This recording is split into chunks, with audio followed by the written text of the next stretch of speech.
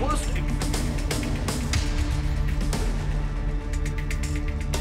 I'm standing in front of the Saudi consulate where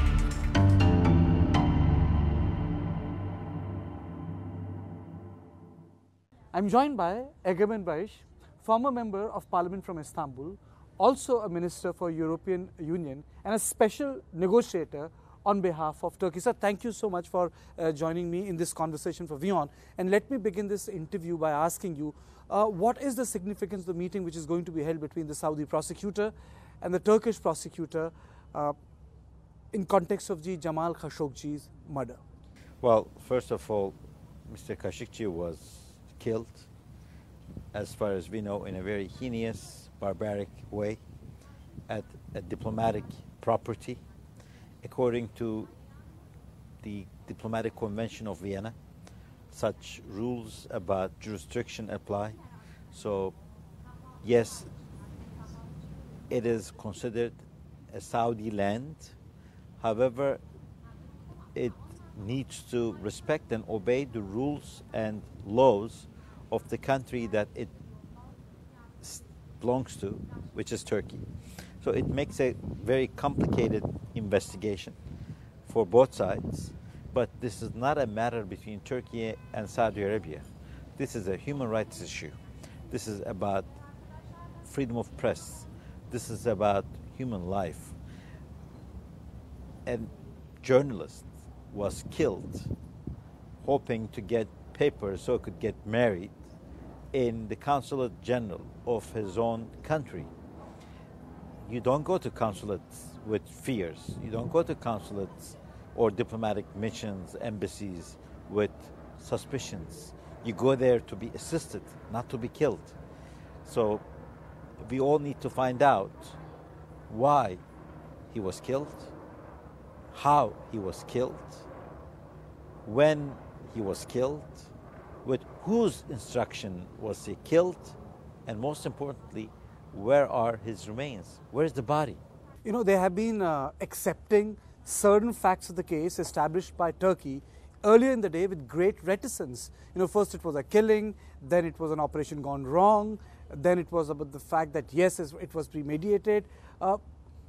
There has been so much reticence to come around what we call truth.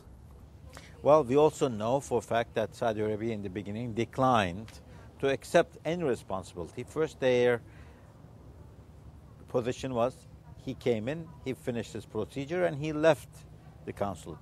And then we realized they actually had someone put on his own clothes and pretend as if it was him, and then left his belongings and his watch somewhere in Sultanahmet area of Istanbul.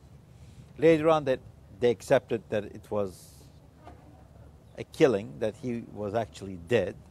Then they said, yes, this was done, but people are being detained for that. And 18 people were supposedly detained in Saudi Arabia. Then we were told that they are investigating onto the reasons for his killing. But we don't really know, and the story has not been very persistent, has not been very stable. We are finding out new things as we go along. They are accepting new responsibilities, and we are all trying to understand what really happened. Why has Turkey pursued this case so zealously? It's not the first time that it's very unfortunate, but such a hit has taken place. Israelis have done it from 1950s onwards. You know, there was a drone program expanded under Barack Obama. He dropped more than 26,000 bombs in various war theaters. So it's not as if it's a new development. Actually, for us, it's a very new development, and for us, it's a very devastating development. This country, these lands have been a safe haven for centuries, for many nations, many groups, many oppositions. This is a place where people find safe haven.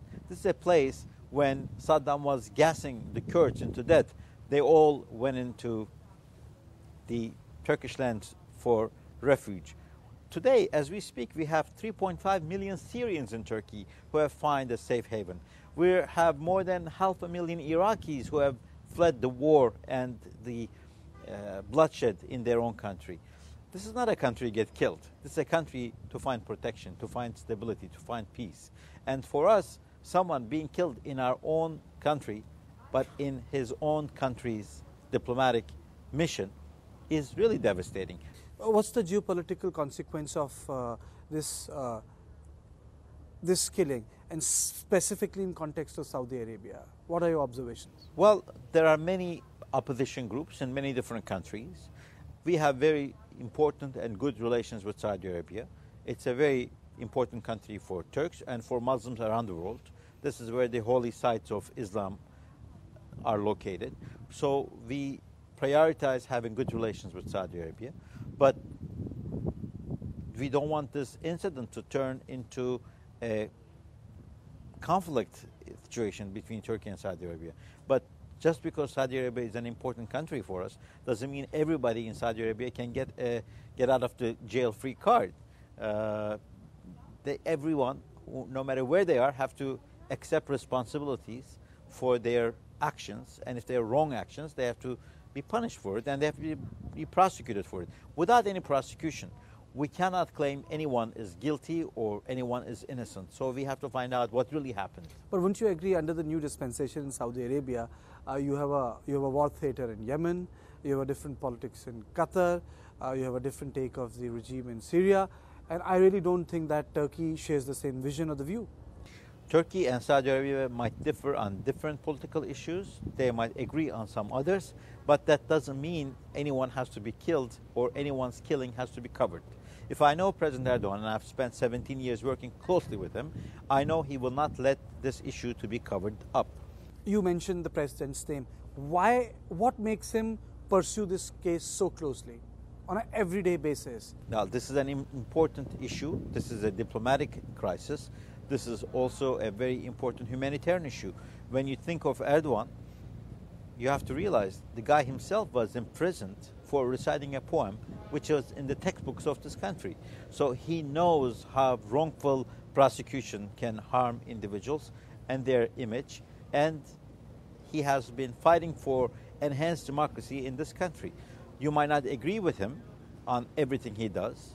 He has his opposition as well. But one thing for sure, even his opponents, even his competition respects that he's a man of his word and he's a man of justice, and everyone agrees that he has no blood on his hands, unlike some other leaders around the world. But the international impression is that the Saudi Arabia can buy their way through the oil.